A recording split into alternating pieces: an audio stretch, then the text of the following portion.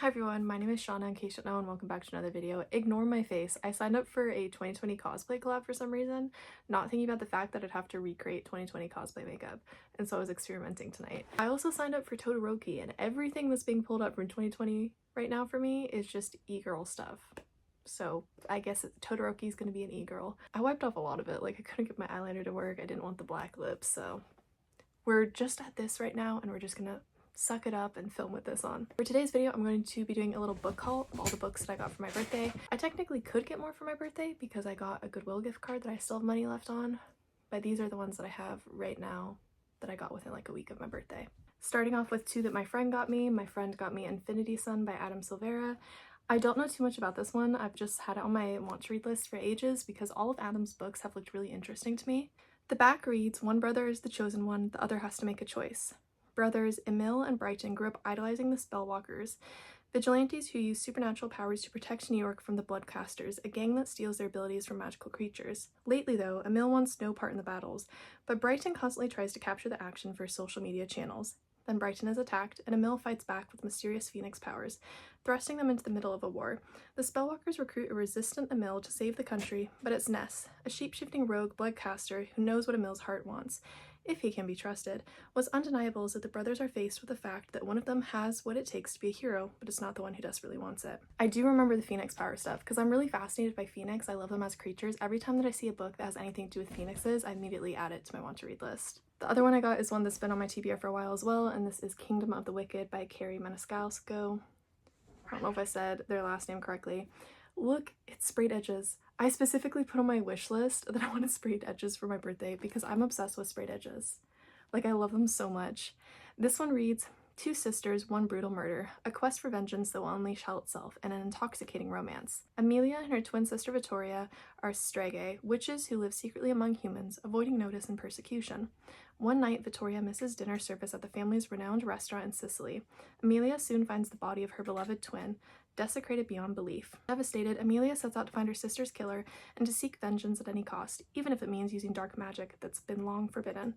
Then Amelia meets Wrath, one of the wicked, who are princes of hell she has been warned against in tales since she was a child. Wrath claims to be on Amelia's side, tasked by his master with solving a series of women's murders on the island. But when it comes to the wicked, nothing is as it seems." This one I've heard only good things about, and I can't wait to read it. The next three books are ones that I got with a Barnes & Noble gift card, and I also got a mystery figure with this gift card, but I opened that, and that will be up in a different video, probably after this video comes out.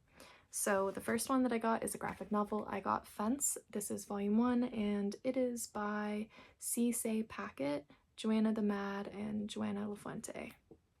Are Joanna the Mad and Joanna LaFuente the same person?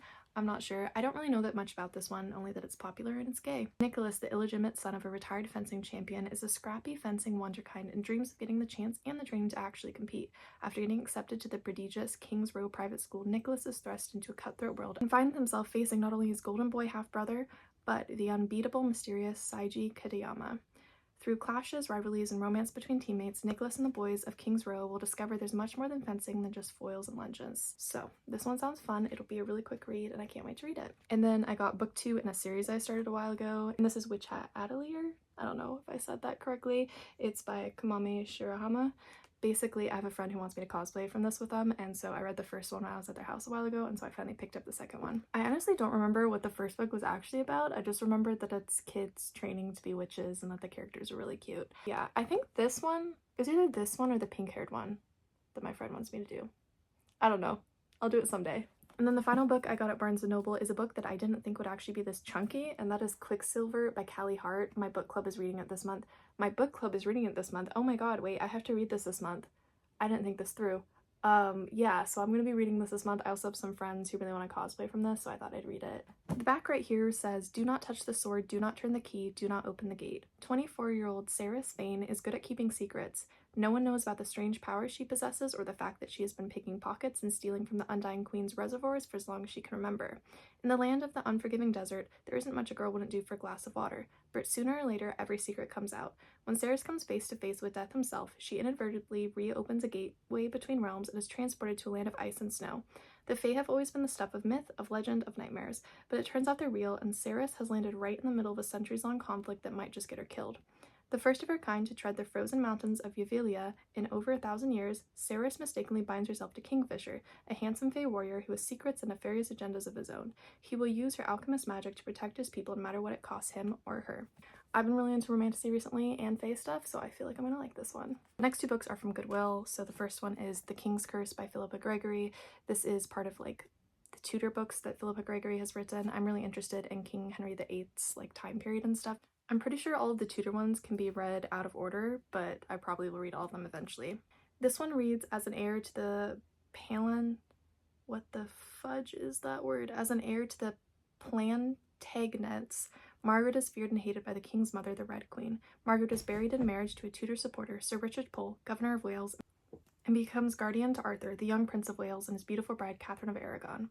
But Margaret's destiny is not for a life in the shadows. Restored by the young Henry VIII to her title and fortune, she becomes chief lady-in-waiting to Queen Catherine, until the king's growing paranoia turns him against Margaret and her sons, the rival royal heirs. As the Tudor court collapses into tyranny and the king makes war against his own people and family, Margaret must fight for her survival and the safety of her boys. Struggling to defend her family and her faith, Margaret must find her own way, hiding her knowledge that an old curse cast upon all the Tudors is slowly coming to pass. Sounds really interesting. I can't wait to read it. And then I don't know why I got this one, because I thought it was a sequel to a different book, and then I found out that I got the series wrong, but I own the first book in the series, so it's fine. I got Torment by Lauren Kate. This is a Fallen Angel series. This one is the second book in the Fallen series. I liked the movie for Fallen. Like, it was so bad that it was good, and that's why I liked the movie. So I think I'm gonna like the Fallen book. So I mean, I don't think it's the end of the world that I have the second book, but I'm sort of like, why did I buy this? And then the final section of books are the ones I got at Pal's Books.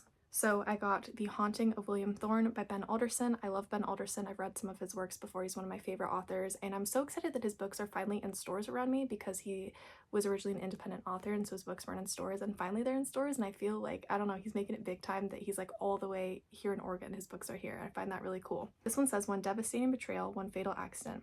After his partner Archie's death, William Thorne's world is shattered, leaving a void soon to be filled by an unexpected and bizarre inheritance, a deteriorating manor near the seemingly idyllic Stonewall. Arriving, he finds a house steeped in decay, as well as Edward, a man hiding many truths, who William is inexplicably drawn to. Fragmented diary entries and writing that appears scribbled on walls of the house hint at a forbidden love and a dark secret buried deep inside. One malevolent spirit that lurks beneath it all hungers for William, drawing him closer into the mystery. In order to bring peace to the tormented souls and confront his profound grief, William must risk everything he holds dear, fighting for his sanity and his life against both the living and the spectral. So, Ben Alderson's books are normally fantasy, and they are all very queer, so I'm so excited to read this one. Then I got one of the Demon Slayer light novels. I picked up one of the ones I don't have. I think there's one more I still need after this one. This one is Demon Slayer Kimetsu no Yaiba One-Winged Butterfly, and this novel is by Aya Yajima. There's a slight chance I have this one, but I don't think I have it. The back here says orphan sisters Kanai and Shinobu ask Stone Hashira Kiyomi Himejima to teach them how to slay demons. After he refuses, they must complete the impossible task of moving a giant rock to convince him to introduce them to trainers. In other tales, Zenitsu tricks Inosuke into helping him dig a hot spring under Uzui's training. Mitsuri grapples with her reason for becoming a demon slayer. Genya discusses his family with Sumi. The Hashiras try to make Tomioka smile, and Kimetsu Academy forms a rock band, much to Shinobu's chagrin. Oh my god, I didn't know some of these were the Kimetsu Academy stories. That's cool. So, looking forward to reading this one. Two more books for this video. Another one that one of my friends is really into and has been trying to get people to cosplay for him, so I was like, okay, might as well read it. Lights Out by Navessa Allen. I don't read many dark romances, so I don't know how this one's gonna go, especially because I looked at the trigger warnings, and it's like all of this like very like intense stuff, and then there's like unintentional cannibalism, which that was the one that caught me the most off guard. None of the other stuff. I'm not gonna read the back of this one because it's sort of graphic, but basically it's a dark romance and the guy wears a mask.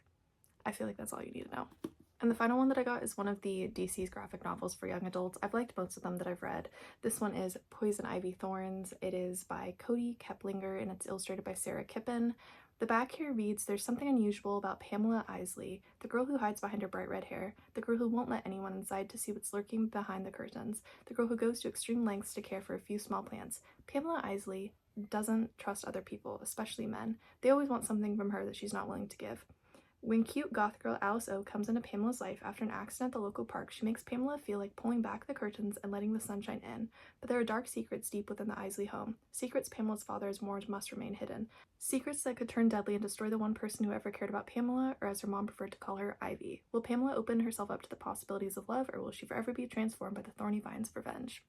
So that's the final one that I got. Those are all the books I got for my birthday. I could get more with my Goodwill gift card, obviously, but I don't know when I'm gonna go to Goodwill next. I feel like the rest of my November is really busy. But that was all for today's video. I hope you enjoyed. If you did, feel free to give it a thumbs up and subscribe to me if you haven't already.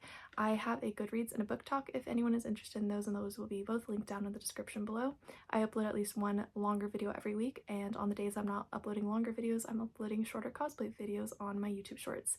So stick around for more content, and I'll see all of you in my next video. Until next time, everyone, goodbye.